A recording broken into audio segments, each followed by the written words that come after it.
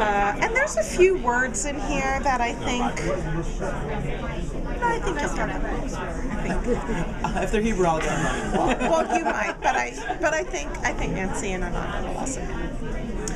Julie could never stomach the scent of balsamic, smelling her father's body in the bathtub, preserved over Shabbos when she was 7, or maybe it was the high acidity of her taste buds with her smoky bacall throat asking when it was you last got laid and offering wisdom of the sages. Go fuck yourself with Kasunta hate.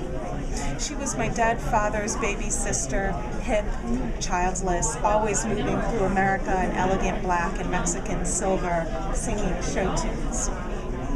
My cousin in charge of Julie's care thought she'd enjoy the annual Hitchcock Film Festival and the Faye Kellerman selection at the library of the social activity rich and Medicaid-approved Jewish home for the aged on the Upper West Side. Orderlies were less amused when she bit and scratched her way back to her sleek studio on the corner of Bleecker and Christopher, bribing an ambulance driver from the Bronx with a concealed 20 in her shoe for door to door. After getting expelled from the finer things, Julie lounged in the still, alkaline perfume day room on the Asian unit at the Florence Nightingale Nursing Home in East Harlem, where aides, fluent in Cantonese, laughed at how she ended sentences with questions. For this beautiful view, I worked my whole life?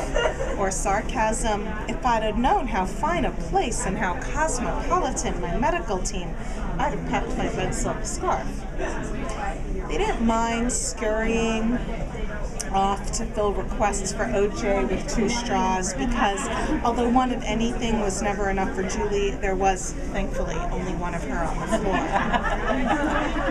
I like to think Julie escaped to pay a last call to the place she made Manhattans for 30 years, maybe Manhattan's a theme, to caress her cashmere collection carefully folded in tissue, fondle her filigreed Yemenite, and burn letters from old lovers before other fingers fumbled through her remains. Truth is, she probably rummaged through bags of shopping bags and bags of purses, bags of Kleenex bought on sale at Red Apple, bags of hangers, and bags of rubber bands to hold it all together. On the otherwise all-Chinese floor, Julie became a center of attention, almost like when she was the youngest of 5, just 3 years in America and suddenly orphaned. She emptied sugar packets onto her blue plastic tray, dipping in a finger and sucking before berating me for breaking the rule of her choreographed ritual of juice, declaring, "You're no dummy, but you've never done nothing right."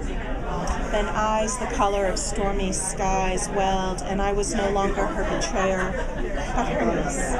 And she momentarily dispensed with her tirade to offer a last piece of advice.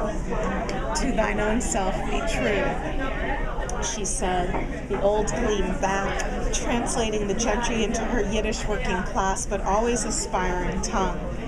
And though she knew I couldn't completely understand where she came from, it's clear that this was her blessing, her begging me to leave.